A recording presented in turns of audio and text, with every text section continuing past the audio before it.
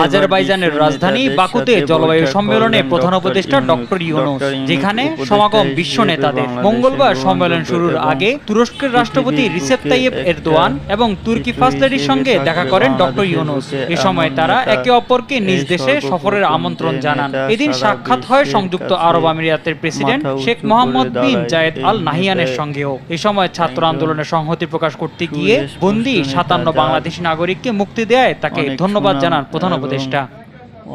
এছাড়া প্রধান উপদেষ্টা পাকিস্তানের প্রধানমন্ত্রী শেহবাজ শরীফ, মালদ্বীপের রাষ্ট্রপতি মোহাম্মদ মুইজ্জু, ভুটানের প্রধানমন্ত্রী শেরিং তোবগে এবং নেপালের রাষ্ট্রপতি রামচন্দ্র পাউডিলের সঙ্গেও দেখা করেছেন। অন্যদের মধ্যে তিনি বেলজিয়ামের প্রধানমন্ত্রী, ঘানার রাষ্ট্রপতি, বসনিয়া হার্জেগোভিনার প্রধানমন্ত্রী, রুয়ান্ডার রাষ্ট্রপতি, আলবেনিয়ার প্রধানমন্ত্রী, মন্টিনিগ্রোর রাষ্ট্রপতি, বার্বাডোজের প্রধানমন্ত্রী, ব্রাজিল ও ইরানের ভাইস প্রেসিডেন্ট এবং ফিফা সভাপতির সঙ্গে সাক্ষাৎ করেন। এ সময় প্রধান উপদেষ্টার আমন্ত্রণ গ্রহণ করে যুব উৎসবে যোগ দিতে 2025 সালে বাংলাদেশ সফরের আশ্বাস দেন ফিফা সভাপতি।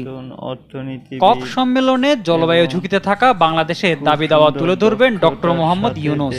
ওয়ার্ল্ডের সমস্ত যারা বায়োলেটারাল বা মাল্টিলেটারাল এজেন্সিগুলো থেকে আমরা গ্র্যান্ট পেয়েছি প্রায় $340-50 মিলিয়ন মতো, এবং আমরা লোন পেয়েছি $250 মিলিয়ন মতো।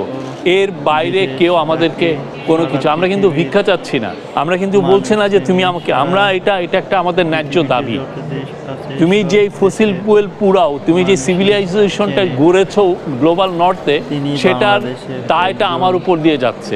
মঙ্গলবার সকালে কার্লটন হোটেলে ডক্টর ইউনূসের সঙ্গে সাক্ষাৎ করেন আল আজহারের গ্র্যান্ড ইমাম আহমেদ এল তায়েব। প্রধান উপদেষ্টার নেতৃত্বের প্রশংসা করে আল আজহার বিশ্ববিদ্যালয়ে ডক্টর ইউনূসকে বক্তৃতা দেওয়ার আমন্ত্রণ জানান El Tayeb. Mohammad Sakib, news desk.